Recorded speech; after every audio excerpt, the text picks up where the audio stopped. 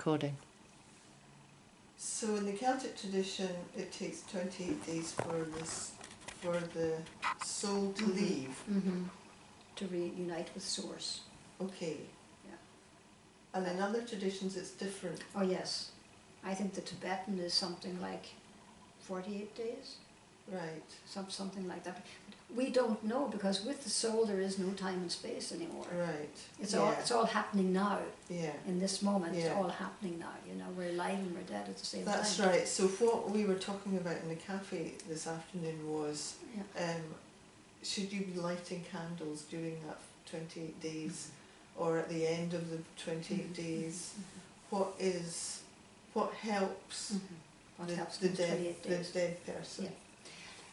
What helps is if you're not deeply longing for them to come back. What helps is that you do your grief work. That there's no residue of grieving without doing the grief work in you. That you take time to grieve rather than hanging around. It's okay, it'll be fine, we're doing great. Yeah. And the grieving, does that affect the departed person? It doesn't. It doesn't affect them negatively. What it does, it helps them to clear their field, because you're clearing your field. Ah, okay. You're clearing the field for you. Yeah. So that helps them to move on. There's no that resonance of wanting and longing to be with the earth, or the earth person wanting to be with the beloved. Yeah. That gets cleared in deep grief work. Right. And so that's why it's important to do it. Yes, it's really, really important to do the grief work. Elizabeth Kubler-Ross always said, do your grieving and do it strong, so later on you don't have to do grief work. And does the person who has died go through grief? It depends on, like your father wanted to die. Yeah. He won't go through the grief, but the grief for him will be the anger. And anger is part of grieving. So if let's say a mother dies, and she's left 5 children behind her, and let's say she dies suddenly, and she's suddenly out of form, and she's maybe looking round for her body and looking round for her children, what's going on here? How can you help a person like that? You can help them by exactly what you said to that woman.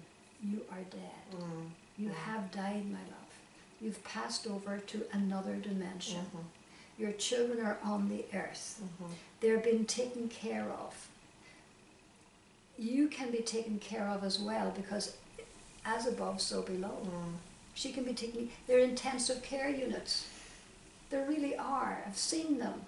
They're intensive care places where people who have passed over and they're in deep sorrowing and they didn't want to leave their children, they're taken care of with the deepest compassion.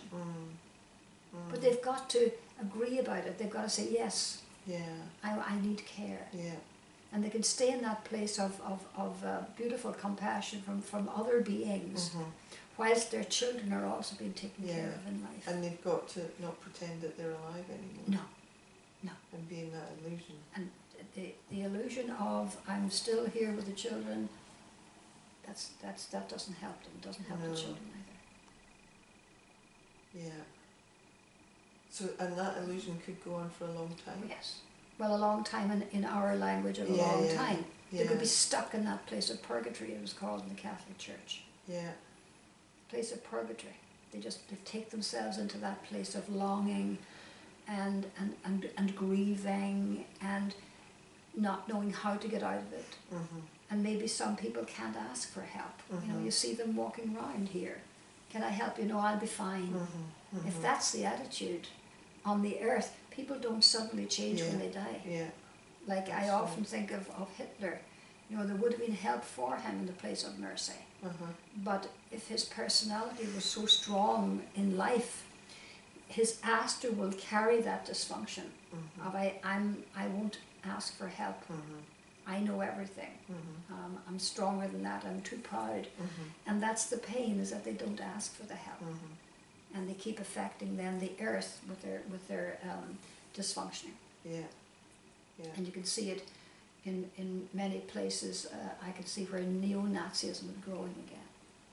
And you can see where, you know, Hitler did say at the Nuremberg, not at the Nuremberg trials, but he said it at one of his conferences in Nuremberg. He said, as long as my emblem is alive in Germany, my spirit will be there. Now, the first time I was in Germany with my friend Barbara, we crossed over a bridge from Laufen to Oberndorf. Laufen is in Austria, and Oberndorf is in Germany. Just a bridge separates them. And there are 4 huge emblems of the eagle on this bridge. 2 as you cross over, and 2 you just left behind, these emblems. And I said, I shook, and I said, oh my God, Barbara, have they not heard? Did they not read that? Did they not hear about his declaration? And even yet, in the government, their stamp is the eagle. So that energy is still there. It is still there. And that's, you know, how many years ago? Because it's not about years. It's about consciousness. Has the consciousness changed? In some parts it hasn't. And in deaths like 9/11, when a whole lot of people died all at one time, is that, I mean, does that have some purpose, that they had to die as a group? Say what you know. Just say, I believe, and listen to what follows. I believe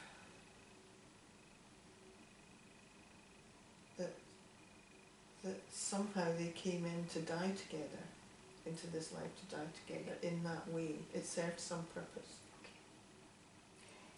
Be certain about the second part of your statement. It served some purpose. It serves a purpose.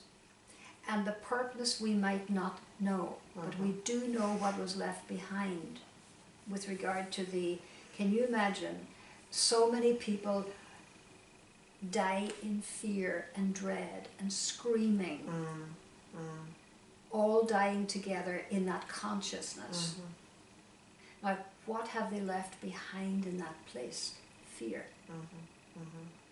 So I would suggest that people around that area would get together with their candles and sing at the top of their voices any love song they ever heard of, whatever song would open their hearts to loving and to sending that love into the space, into the ground.